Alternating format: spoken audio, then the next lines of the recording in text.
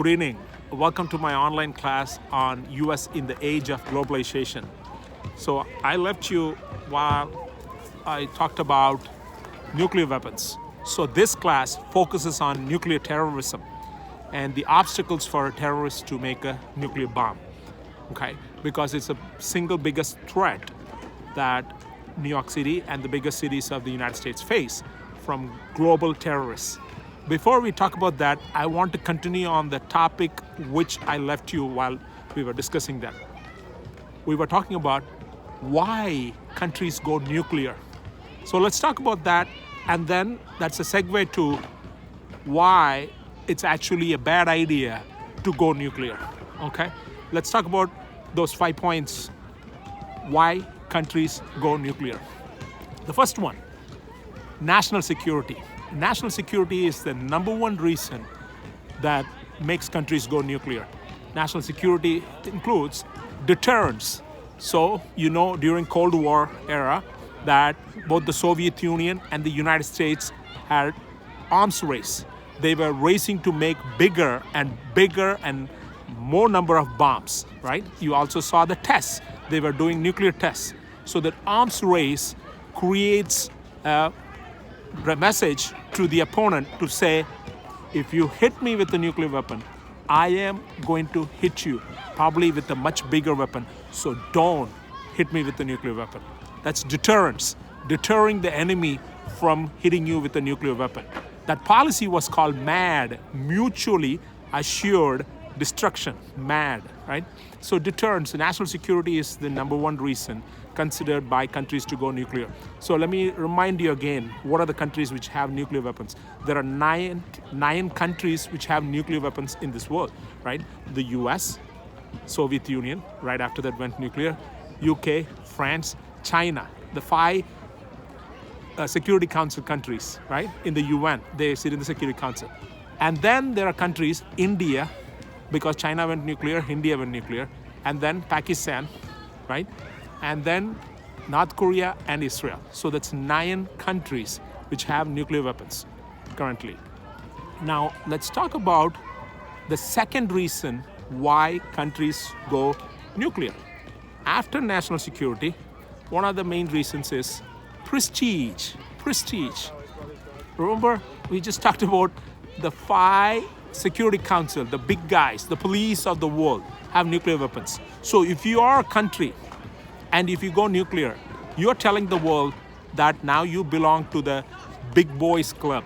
So nuclear weapons makes you achieve prestige. It also gives you an advantage for negotiations in international in terms of war and peace. Okay? So nuclear weapons adds a prestige to a country that big boy in the club. Okay? So the third reason why countries go nuclear, economics. Economics is about money. The weapons actually are cost less expensive argument because it can actually destroy multiple divisions. A division usually includes 10 to 25,000 soldiers, right? So to pay for those soldiers and feed them, clothe them, and send them into battle cost a lot of money. But you could, if the enemy has, say, 3 divisions or even 5 divisions of soldiers, you could defend that. You don't need to put equal amount of men or more. That'll cost you same amount or more. You could have a couple of nuclear weapons, which is less expensive compared to the expenses of the soldiers. And that way, your economic argument is justified that having nuclear weapons reduces the cost in terms of war. So that's the economic argument. The third reason why countries go nuclear is technological prowess. Technological prowess is that you are telling the world you are a technologically advanced country. What do you mean technologically advanced country? Because not every country can make a nuclear weapon. You know what I mean? Because countries could have money, but that doesn't mean they will be able to produce nuclear weapons.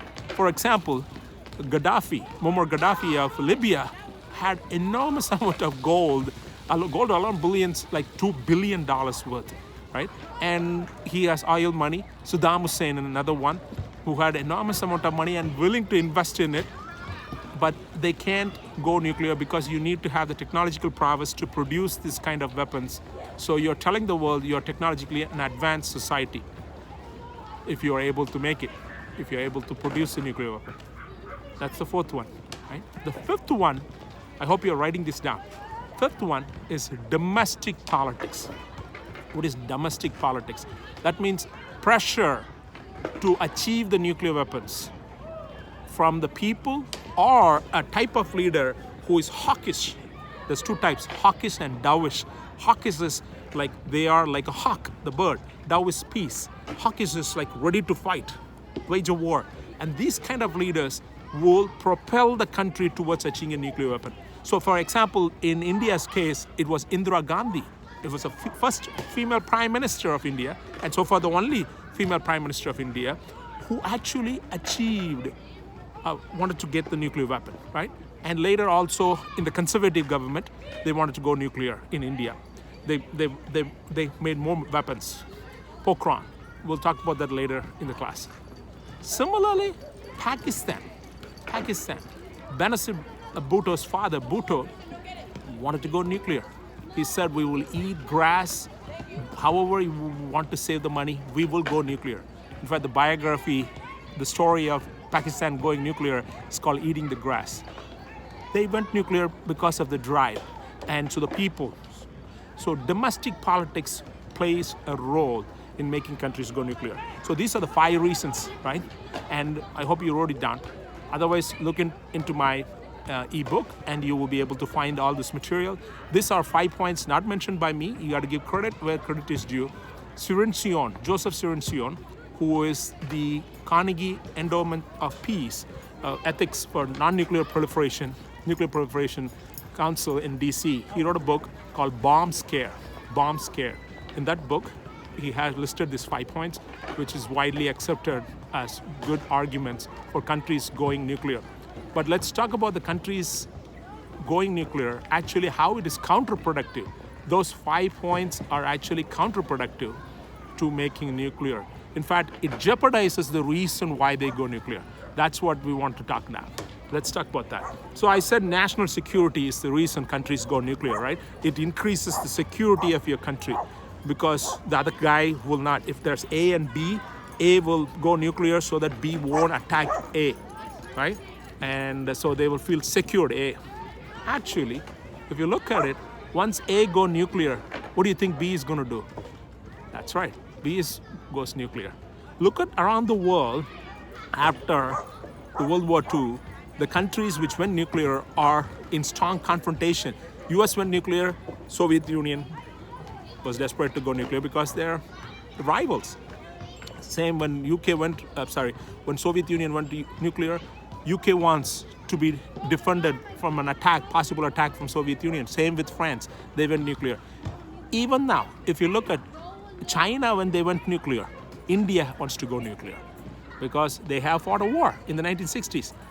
When India went nuclear, Pakistan want to go nuclear. So it actually doesn't increase the national security. It actually creates a security dilemma, quote unquote security dilemma. Write it down. Security dilemma is that countries are not fully secured. But if say A goes nuclear and B wants to go nuclear, obviously because it doesn't want to feel insecure. But when both of them have nuclear weapons, you think they both feel secured? They're always worried. Now, not only they're worried, even the other countries will be worried whether they're going to use the nuclear weapons. For example, India and Pakistan, whenever they have conventional conflict, war, not with the nuclear weapons, regular militaries clashing, the rest of the world is worried that these countries won't exchange nuclear weapons. Are you following? So nuclear weapons create national security dilemma. Okay. The second reason we talked about is economics, right? Economics. I think it's second or third point I mentioned, but either way, come to it. Economic argument. To produce a nuclear weapon and deploy it costs more money than the number of soldiers you put in battlefield and pay them. It's not just to have the nuclear weapon there and use it in time of usage, that the nuclear weapon costs less than the number of soldiers in the opposite side. But what about producing the weapon and sending it to the battlefield? That costs enormous amount of money. So if you take that into consideration, it's actually expensive. Nuclear weapons are. Okay, nuclear weapons are very expensive. In fact, from 1960s to 1980s, there's a budget which showed the federal government has spent more money in nuclear weapons than all the next 10 departments put together. So it costs enormous amount of money to produce and deploy the nuclear weapons. So the argument of economics is not strong, just like the argument of national security. By the way, you might think like deterrence. Don't you want nuclear weapons if your country A has nuclear weapon? If you don't go nuclear B, what if A nukes you and you don't have a weapon to deter them? I'll give you what. In the United States case, military officials say we have conventional weapons, bombs, which could deter, which could produce the same amount of explosive capacity as a nuclear weapon, okay? And so that could be used as a deterrence for countries which have nuclear weapons and threaten us with nuclear weapons, okay? All right, so national security argument, deterrence, doesn't hold good. Economics doesn't hold good. Technological prowess. Countries go nuclear to show their technological prowess, right? You could show your technological prowess in many ways. That's right. Like, for example, the United States, do you think it's technologically advanced? Yes. One of the reasons is we create companies. It could be Facebook, it could be an Amazon, it could be anything in Silicon Valley, right? Look at it. Apple, all these trillion-dollar companies, Amazon, Apple, all this. These are technology companies which adds value to the society and enriches the society, increases the wealth of the society compared to nuclear weapons technological prowess. So if you want to show your technological prowess, countries could demonstrate it by building technological companies which builds wealth for them and show the world they're technologically advanced. Maybe they could create internet. You know who created internet? Don't make the joke, Al Gore. That's a big joke. It was by DARPA, the Defense Department's research agency, created internet. So that shows technological advancement of a society. So countries, Russia, for example, tried to emulate, copy, mimic the Silicon Valley there. It didn't work. So that you could have nuclear weapons, but you're not technologically advanced if you can't create advanced technological companies. Okay, that's the third argument. Fourth one, prestige. Prestige. If you look at prestige, yes, it used to be countries which have nuclear weapons are considered very prestigious, but that's not the case now. Now, if you're going to go nuclear, try to go nuclear, you're considered as a pariah. Pariah, P-A-R-I-A-H. P-A-R-I-A-H. It's a word, if you look at in dictionary, pariah is like untouchable. Actually, it's from India. It's a caste. It's an untouchable caste. So pariah country means you become like an untouchable. Other countries don't want to deal with you. Right? Look at North Korea. Even Iran, when it was in the process, other countries isolate you. They don't want to do trade with you. So it actually is not good for your economy and for your international relations. It doesn't actually bring you prestige. It brings you the opposite. Maybe shame, you could say. And so it doesn't hold good, that argument that nuclear weapons brings prestige. What about the last one? The domestic politics. The domestic politics argument is some actors, when actors means politicians, leaders, statesmen, when they take over power, they push the country. But even there, politics change. Domestic politics situations change. New leaders come, and you could give up the nuclear weapons. I'll give you one good example. South Africa is the only country in the world which had nuclear weapons, and they gave up their nuclear weapons. Yeah. I wrote a whole paper on it, but here in a few lines. Because they had threats, external threats for South Africa when the white regime was in power during apartheid time, they went nuclear. But when that was changing, those politics was changing and Mandela was about to come to power. Those external threats were gone, including the threat of Soviet Union. Soviet Union broke down, right? And then they gave up their nuclear weapons. So domestic politics could change, and it actually makes people who have nuclear weapons to give up. So the 5 points first I mentioned why countries go nuclear was written by Joseph Surincion. These counter arguments are by myself.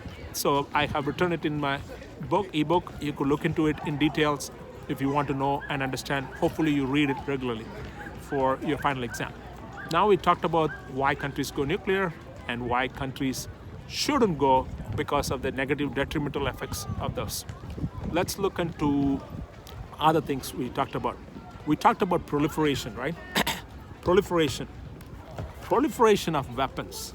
We talked about vertical proliferation and horizontal proliferation. To remind you, vertical proliferation is a single country when it increases the quantity and quality of the nuclear weapon.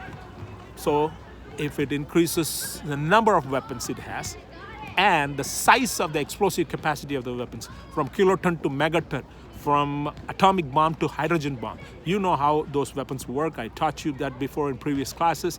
So let's move further. Horizontal proliferation is, we talked about countries, country A having it, and then country B or C getting it, the technology to make it. So it spreads from one country to another, the 9 countries which have. That's a horizontal proliferation, right? So the world, we tried to control the number of nuclear weapons around the world. How many countries have? 9. This was expected in 1960. It's going to be 20, 25 countries by when Kennedy was president. And they were worried.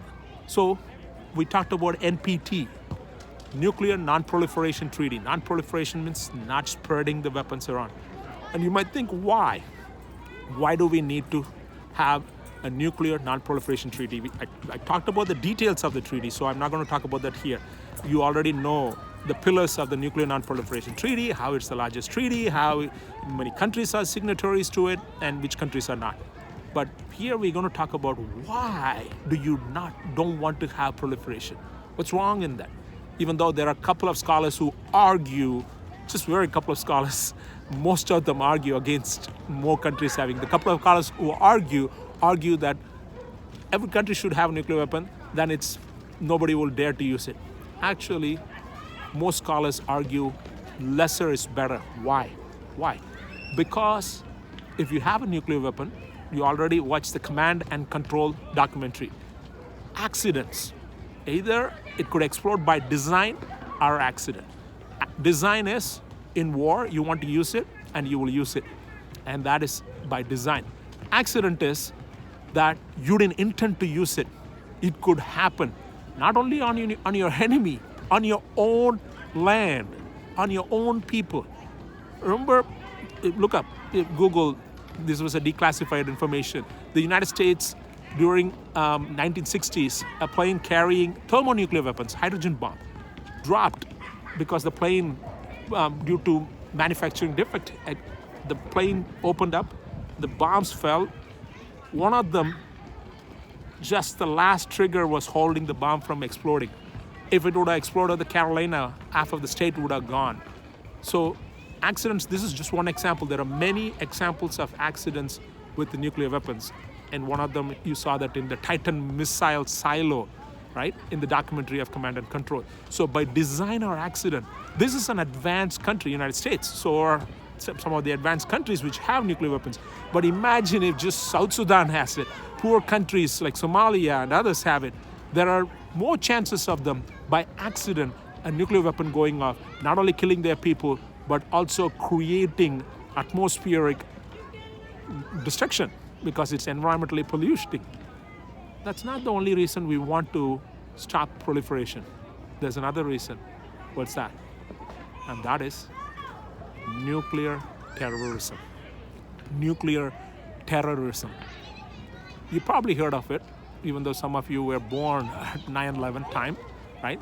And 9/11 was an international terrorist who came and took down the Twin Towers and Pentagon, right? Another plane, we don't know whether it was going to White House or Congress. Thousands of people were killed in that in the 9/11 terrorist attacks. So now, what is terrorism? What is terrorism? Can you define terrorism? Because media talks about terrorism all the time. And if you were in class, I would ask you in person, and some people would say, well, killing civilians. Well, just killing civilians is terrorism? What about some guy who is just taking a gun, goes crazy and going to shoot people? Will they be called terrorism? And so there should be violence, and some would say there should be civilians involved, but that alone is not sufficient for a definition of terrorism. Before I continue on that, I want to remind you that there is no universal global definition for terrorism. That's right. It's not easy. Being a political scientist, scholars have worked to find a universal definition, and they couldn't come up with a universal definition. Why? Because it's hard. Even look at in our United States government, from each department to department, the definition changes. It varies. Slight variations. So then how am I supposed to define terrorism, you might ask? I'm going to ask you for 4 commonalities in all this definition, right? 4 of them. These 4 variables have to be present. How did I get it? I didn't make this up. I took it from scholars who study terrorism exclusively, and I'm going to introduce that so you understand what terrorism means. And I created this acronym, personally I did, to make you remember it easily, okay? And write it down, it's all in capital letters, VISA, V-I-S-A, VISA, like a passport visa, VISA.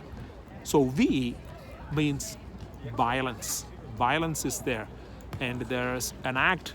How could you call that it's a terrorist act? Because media sometimes is confusing, right? One media will call it a terrorist act when something happens. Another will say, no, it is not. How do you know which one is a terrorist act and which one is not? So V for violence involved. I, innocent. That means civilians, slash non-combatants. What's non-combatants? Fancy word, right? Combatants means soldiers who are fighting in war, donning the uniform and fighting. Non-combatants are like you and me, who are not soldiers. I'm sure some of you students are soldiers, are still in reserve duty. But if you're non-combatants, if you're not in war, and if you're attacked, violence is perpetuated against you. That are the 2 variables important to be present. The third one, I'm going to come to the third one and fourth one. Before that, I want to tell you, all these 4 variables have to be present in order to call an act a terrorist act. That's right. Not 3 of them, not 2 of them, not 1 of them. All 4. Check, check, check, check, all 4. Okay, so what are the other 2? See, now these violence and innocent civilians, non-combatants as targets are tangible. That means you could touch that, you could see there's blood there, you could see it, there's civilian lives. The other 2 are intangible. That's why media drops the ball on it. The S means staged. It's staged. What do you mean it's staged? A terrorist wants it to be known to the world an act happens. I'll give you an example. If there's a thief and he comes and robs you when you're going in a dark alley and takes your bag or wallet or whatever, he doesn't want you to go and inform this to media or police. Because if you don't, then he could continue doing this. They won't be looking for him. That'll be fantastic. But if he is a terrorist, he or she, he wants that to be talked about in the media, police, everything, inform as many people as. Why? Because the last letter, A, he has an aim, not just personal. For a thief, it's just personal to make money, personal aim. For a terrorist, a cause, C-A-U-S-E, cause, larger than an individual's personal motive. It's cause which will be for his people, ethnic group of people, or religious cause, or even economic, but for a larger group of people, not for just his own benefit. So it's staged. So if a terrorist does an act, he wants that to be all over the media. That will be great because that'll get attention for his aim. That's his goal of doing that act. Are you following? Then you might say, like, how would media know? That's correct. It's harder. How do you know that it's staged and what's he saying? You have to know by his previous decree, what he said in media, or if it's an unknown terrorist, what has he written in his diary or in a blog, anything. Otherwise, you wouldn't know. Or he has to himself explain, if he's alive, that what his motives were.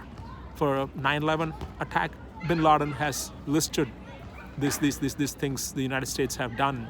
And so he staged it. The horrendous attack on 9/11 was staged because he chose the two towers. Some scholars say it's this economic symbol of the United States. And he attacked Pentagon, which is the military power of the United States. And the other flight, which was brought down by the passengers, could have been going to one of the political institutions, White House or Congress. So political, military, economic, all the pillars of the United States were attacked. It's a big staged attack. So now that being said, you got the definition of next time when somebody is calling someone act a terrorist or not, you know how to identify whether it is or not by checking the boxes. Okay, I was one time explaining it to New York One when the France where Paris terrorist attack happened in front of the French consulate. Now, we are talking about nuclear terrorism. So I explained to you what terrorism is.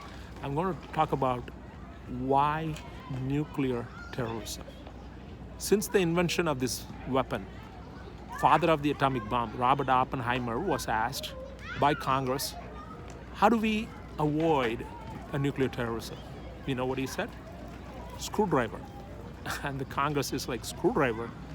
How do you avoid that? He said, we got to open every box and compartment to make sure the weapon is not there. It's impossible, right?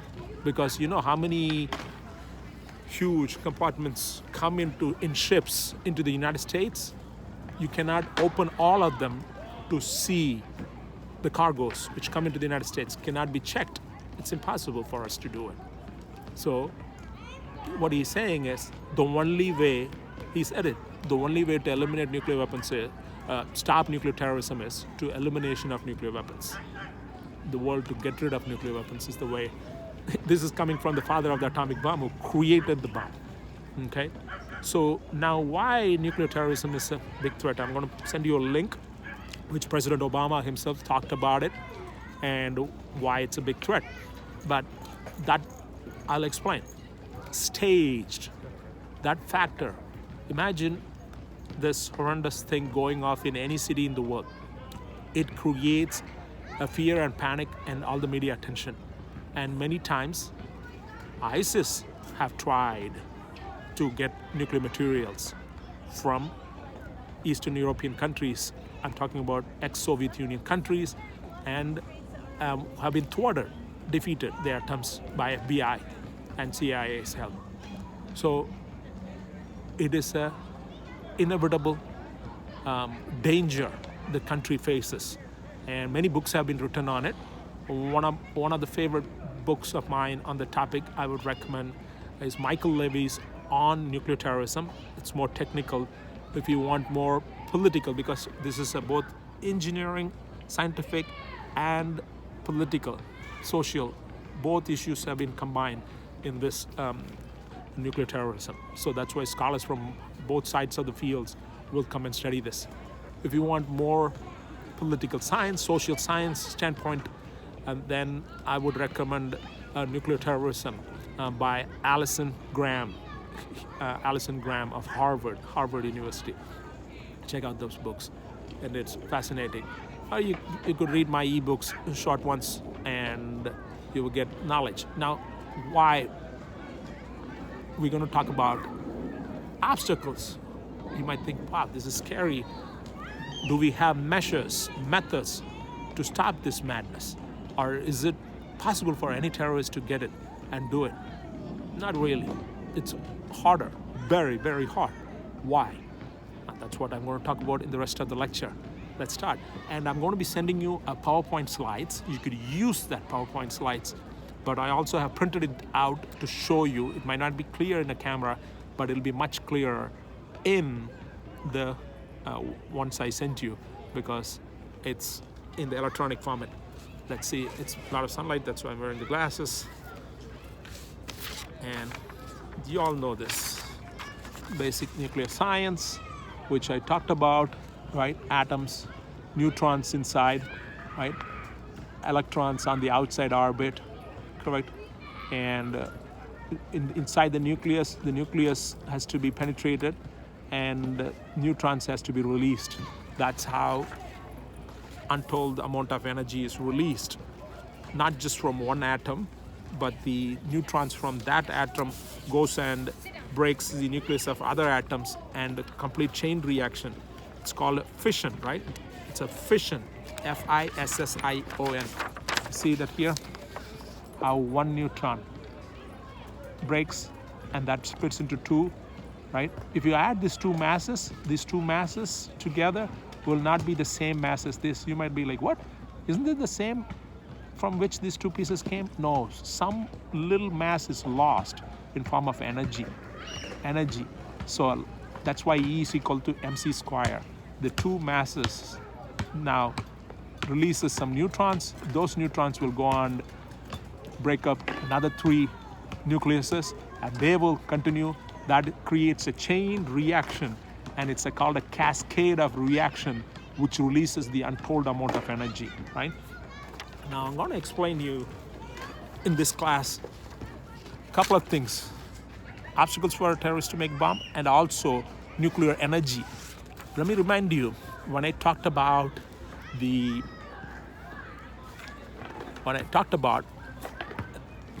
NPT, right? Nuclear Non-Proliferation Treaty. I told you that that treaty has a provision for every country to have the right to make nuclear energy, not bomb, but nuclear energy. And I even told you that to produce nuclear energy, you need about only 9 to 10% of the uranium-235, right? And for to make a bomb, you need about 90% highly enriched uranium. 90%. What is this highly enriched uranium? I will be talking about this in this lecture, so don't worry. And let me continue. And I'm going to wear gloves because it's a little cold here, and my fingers can't take this. So I brought this gloves. Excuse me.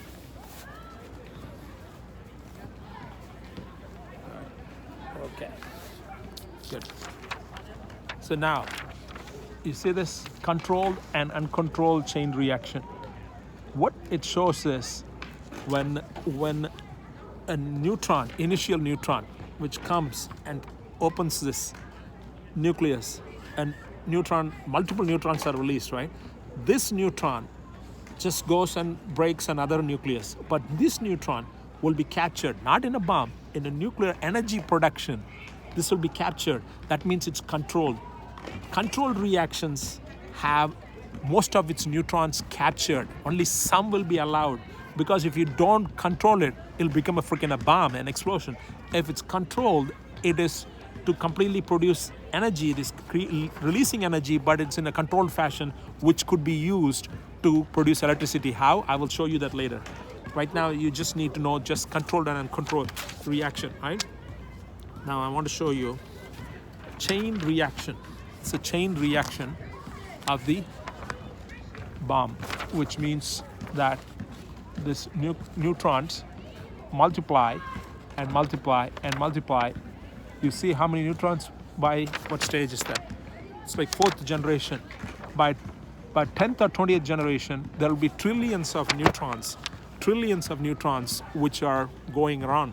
And so if they're not captured, most of them are, it's going to be a lot of explosion, because the ones which are not captured will go around penetrating other nucleuses. And so it will be a chain reaction of untold amount of energy, whereas you want certain amount of energy, which you need, okay? I'll come back to how that controlled reaction happens in a nuclear reactor and how it is made into energy. But until then, I want to show this slide, nuclear fission. Remember this? This is the hydrogen bomb, So when terrorists are trying to make a bomb, they're not trying to make a hydrogen bomb, because a hydrogen bomb is a 2-stage. You have to succeed in making the first stage, which is the atomic bomb. before you succeed on the second stage. So you're not going to complicate it. Of course, hydrogen bombs are much more powerful, 1,000 times more powerful than the atomic bombs. Okay, so imagine the bomb dropped in Hiroshima, Nagasaki. Just multiply them by 1,000 times. That's thermonuclear weapons. They're called super. Edward Teller, the scientist, created those bombs in the United States, and now Soviet Union and now Russia and all these other countries also have. It's alleged even North Korea now has tested, they claimed a hydrogen bomb. They are. Okay, so now this is nothing but two hydrogens with different isotopes, two hydrogens combining. When they combine, that's what happens in the sun now. Two hydrogens combine, and when they combine, energy is released, untold amount of energy. That's the sunlight, right?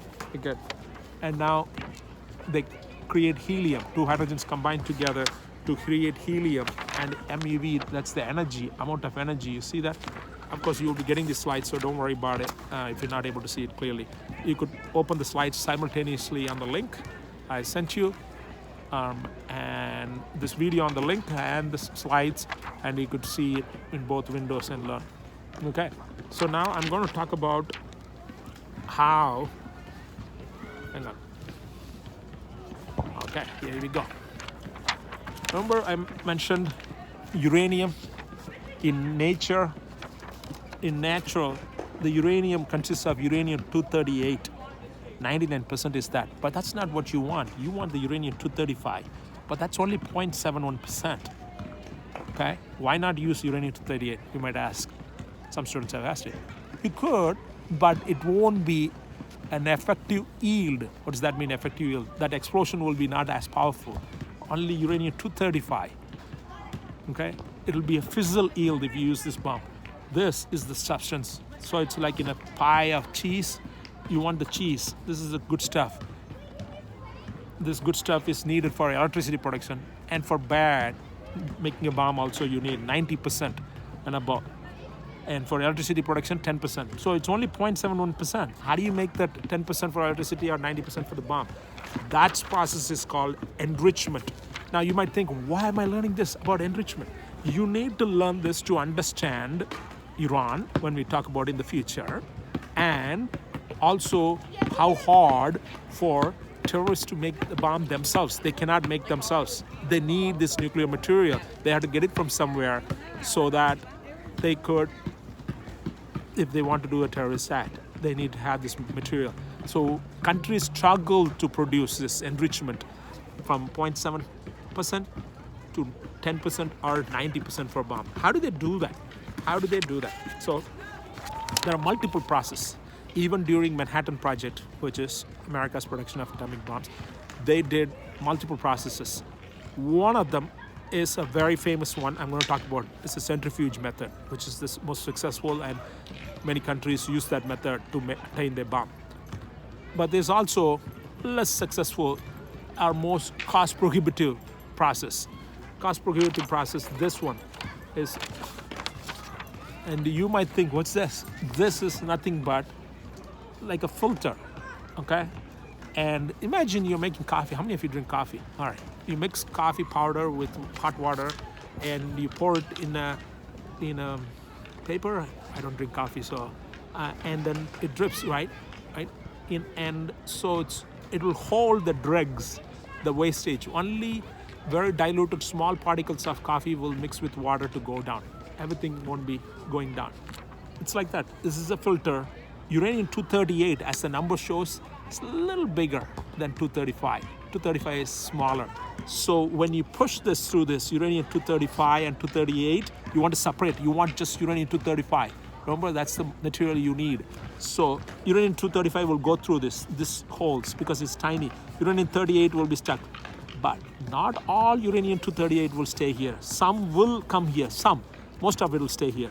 Then you got to put this in another filter. Still, it will have some more uranium-238.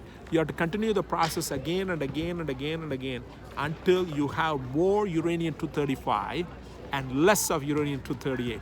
And that's why it's cost prohibitive, because that process of putting it through multiple process of filtration is expensive. So, so what will be an effective process? There's laser separation method and others. We don't need to talk about those. Saddam Hussein even tried the laser separation method, and those are not as effective, and it's cost prohibitive. Centrifuges method is very, very good. But it's not easy. It's not easy. Centrifugal method is, this is centrifuges. That is, you pour the uranium-238 and 235 from the top into a cylinder. The cylinders look like this. There's a lot of cylinders. You see this? Yeah. And these cylinders rotate in thousands of revolutions per second. That's correct speed. And when you put in there and you rotate this cylinder, when the cylinder is rotated, because there's a weight difference between uranium-238 and 235, they will start separating. It's like I'm heavier, I'm 230 pounds. I hold a 100-pound person and start just pulling and running. That because of my weight, centrifugal force, I will be, when we are rotated, I will be pulled out. It's physics, pulled outside faster. And so that way, uranium-238 in the fast spinning separates from the uranium-235, which will stay more towards the center of the cylinder. And then you could take it out from the bottom, the uranium-235. Now you might think, that's it, done. No, still there will be uranium-238 in it. So you have to further refine it. That's why you have so many cylinders. What refined from one cylinder should be pumped into another cylinder, and then again pumped into another cylinder. This is as big as a football ground, filled with cylinders, ran for a year, 24 hours every day. Maybe you will have enough material, 235, for one single bomb. You see how big process this is? No wonder $2 billion is spent by the US government on Manhattan Project in 1940s. Okay? So it's not easy to enrich material. The time, the money, the infrastructure you need, terrorists don't have that. So they need to have access for those materials from nation states. They will try to get it. How do they try to get it? By the way, I'll show you another picture. And then this is, you could tell, Iranian former president Mohammed. Yeah, look at him. Yeah. And he's walking through the centrifuges when they were enriching. But they were saying, we are enriching this for electricity production. Okay? And so now let's talk about, I'll come to the other obstacles. But before that, I want to write it down. Obstacles for a terrorist to make a bomb is the whole discussion about, right? In that, there are 4 types of nuclear terrorism. 4 types. It's there in my notes. If you're studying it, you know. But I'm going to explain it more in detail. 4 types of nuclear terrorism. The first one, they will steal or buy the nuclear material. Okay? They will buy the material enriched by another country, nation state. So more countries have nuclear material, nuclear bomb, and it's easy for terrorists to get it from some country. You get the picture? So it's dangerous. Less countries means we could have an eye, United States could have an eye, and other countries have an eye on this terrorist, not get this material. So make sure it's secured, the materials are. So first form of nuclear terrorism is they call it 4 phases. 4 phases of nuclear terrorism phase. Okay. And the first phase is either you buy or steal the material. The second one is you make this enrichment process, nuclear material, which is very, very hard.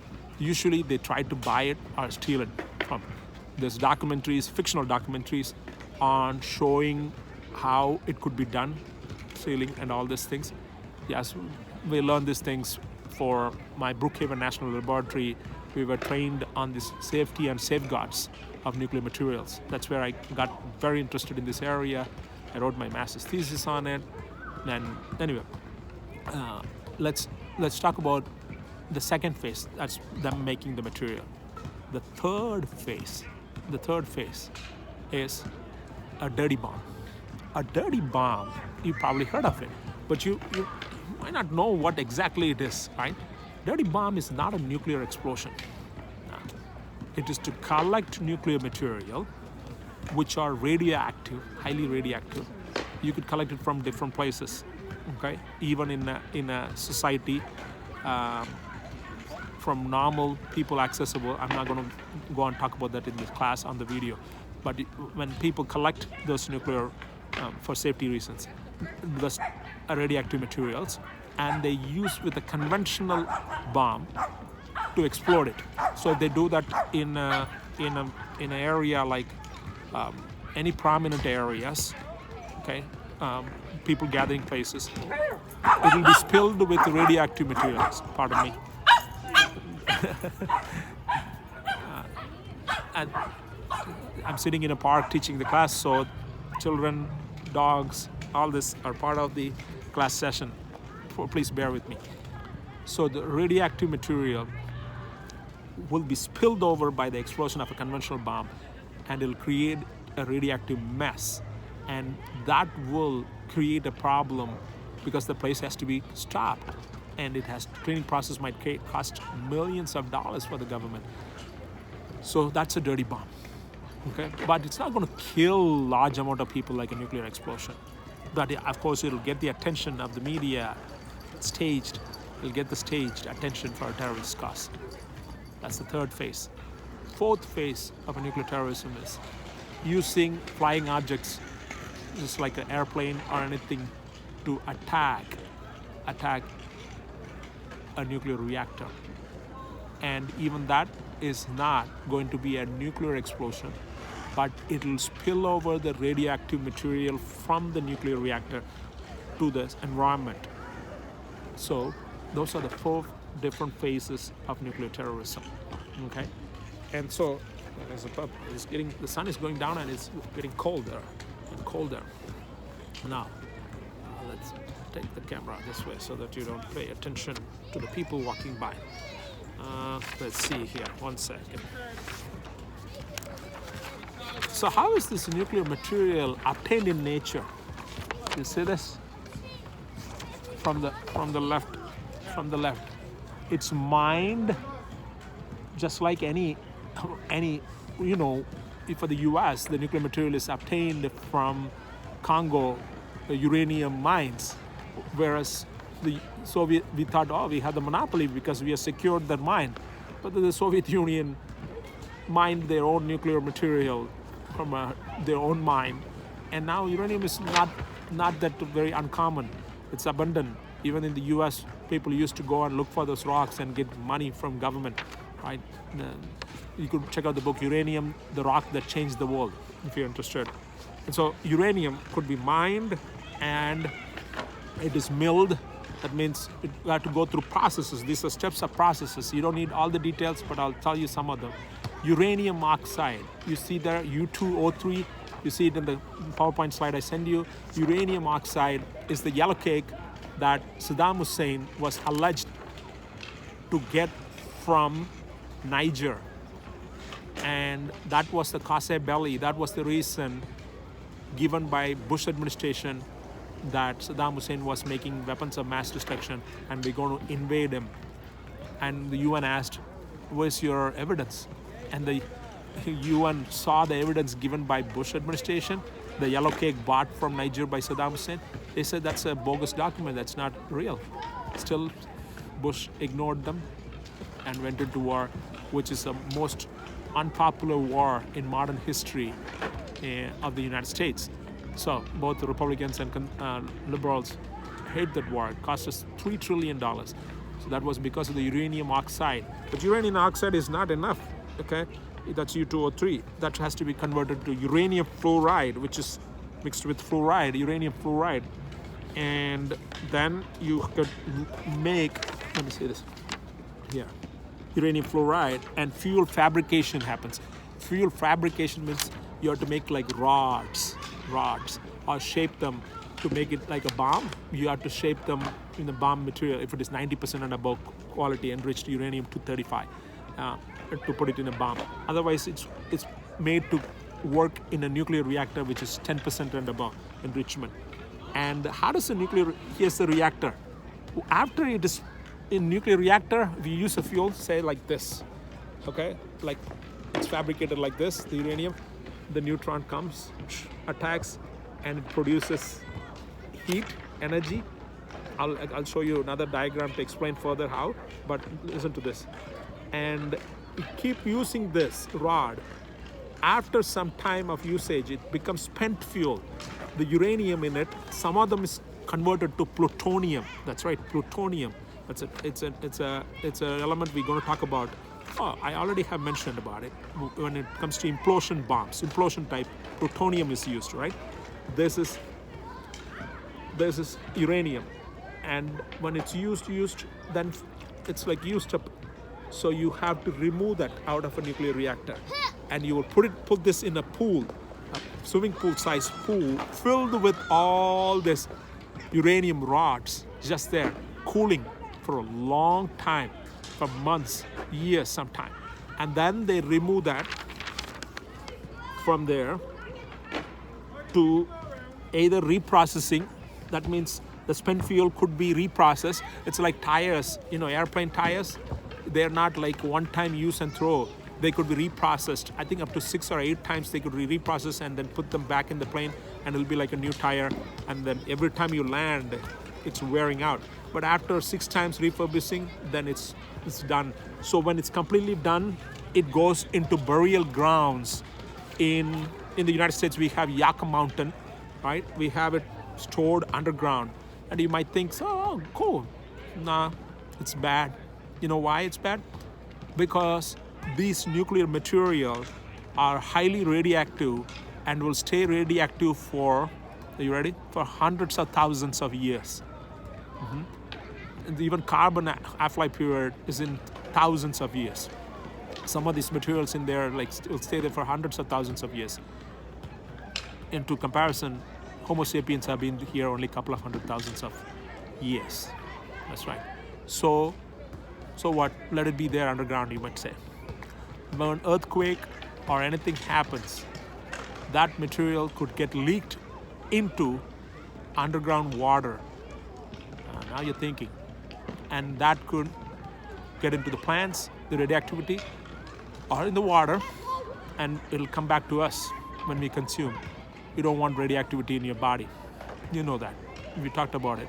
Alpha, beta, gamma, all this radioactivity, what it does to the cells. And so that is a problem with the nuclear energy production. Even though NPT gives the option for the world to produce electricity, but storage of the spent fuel is not easy. A couple of weeks ago, there was an article, I was so excited, that there's a fungus they found which eats radioactivity. I'm not joking. Look it up, Google. But there's not much research because it's very recent that whether that fungus could be produced in large quantity and will be put in these places to eat that radioactivity, right? And anyway, we don't know because we're still waiting. So radioactivity storage is the dangerous part. The big advantage of nuclear energy production, which we allow countries to do it, is that it doesn't produce fossil fuel like carbon emission. The carbon emission creates the global warming, right? This one doesn't. And it produces electricity. It could have energy. But the problem with this nuclear is the storage of this fuel is dangerous. And it'll be dangerous for a long time. And many states like Nevada doesn't want enough. Yucca Mountain is there. They don't want to store there. Washington State, it leaked already into their storage materials, leaked into the underground water and things. It's a mess. It's a scary thought and idea. And many countries are not interested. Still, we have about 100 nuclear reactors working to produce electricity. That's correct. A significant percentage of our electricity comes from nuclear reactors. So we do need to have these nuclear reactors. Remember, the fourth phase of nuclear terrorism is the nuclear reactors getting attacked by a flying object, correct? Right. But it's not just, that's why I'm talking about this nuclear reactor, even though you need to understand the electricity production right for every country in a globalized world by the NPT treaty. You also need to understand why that the nuclear reactor I'm talking about, the uranium rods, is important. I'll come to it.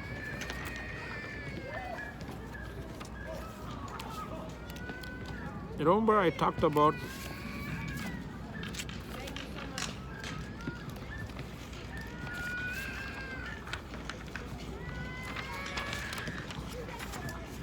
let me show you how nuclear reactor works in general. Look at the clear slide when I send you.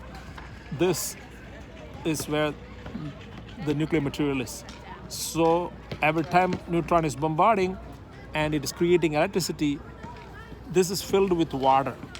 And the water gets heated because energy is released. That heated water goes and here it heats the water in the boiler. That steam, this is water, this heated, and it heats this water and then it converts it into steam and it goes and rotates this turbine. And this turbine rotating inside a coil creates the electricity. That electricity is transmitted. Of course, you need to cool this tower, and that's why cooling tower, that's why many of the nuclear reactors are built near big water supply like rivers. So they have cooling towers. If you look at the video I'll send you about North Korea, they destroy the cooling tower. Okay. Yes, here. In order to control the reaction, remember I talked about the neutrons from being escaped or captured, controlled reaction, and uncontrolled. I show the slide. Look at the slide. It's like second, third slide. The control is done by cadmium rods. Cadmium rods. These are rods. You see the lines? Controlled rods, it says. Those are rods which captures the extra neutrons so that it doesn't explode the whole nuclear reactor. Does accidents happen in nuclear reactor? Heck yeah. I will be talking about that in a different class about the risks involved. Recent was Fukushima accident in Japan, right? There's a 3-mile island in America happened. Chernobyl in Russia. All this, we'll be talking about that later. But now you need to understand is that nuclear accidents are very possible, and so nuclear reactors are not just, so it doesn't create fossil fuels, let's have it. And there's a political opposition for not to have it in their neighborhood, because if you have it in your neighborhood, if the accident happens, you live around it and you will be exposed to the radiation. So NIMB, they say, write it down, NIMB, not in my backyard. NIMB, not in my backyard. Yeah. So let's continue with the obstacles for a terrorist to make a bomb. So the obstacles, I'll remind you again, is to making the nuclear material. It's very hard. Enrichment of the nuclear process. I explained to you, but there's much more to it, but you don't need to know that all the details unless you're studying nuclear engineering. And this shows how complicated the process is of creating a nuclear material. That's the biggest obstacle for a terrorist. Then the next is, once they have the nuclear material, now they have to design a device, right? And you know clearly there are two types. It's a gun type and there's an implosion type, right? I'll give you a clear image, better image. The gun type is here. That's the one dropped in Hiroshima. Gun type. It triggers and hits. You need uranium-235 for this, right? Here's it.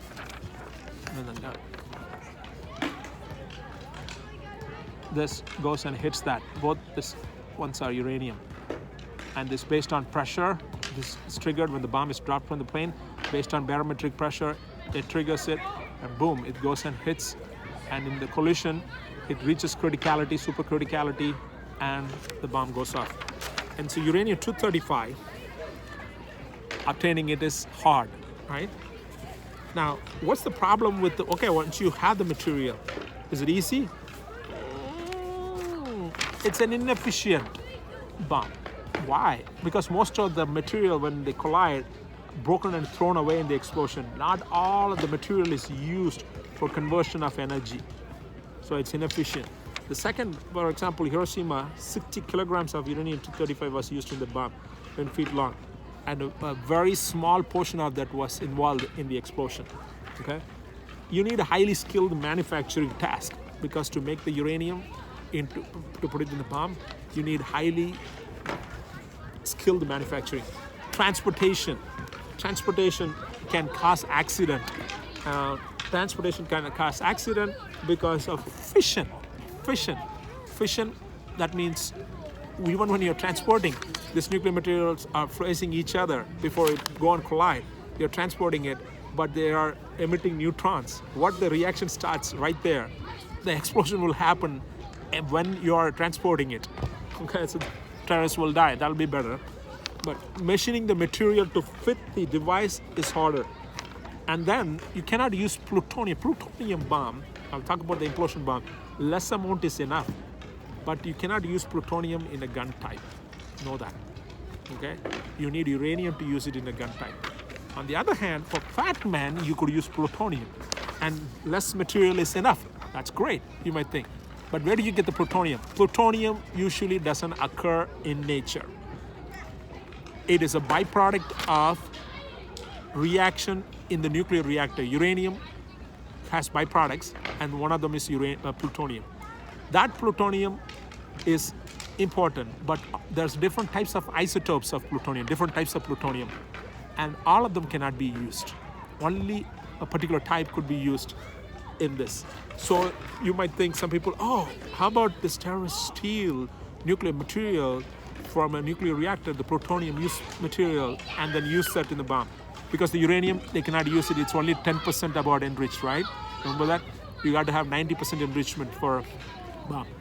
Even in that plutonium created by the uranium, there are the whole nuclear reactor has to be run slowly, a slow reactor, to produce the type of plutonium as a byproduct you need to make for this bomb. So if you go into the regular electricity production place, that place, nuclear reactor, will not have the plutonium you need. This is, by the way, a photograph of the Fat Man. This is the plutonium bomb dropped in Nagasaki. Just showing you the scale of human scale comparison, okay? And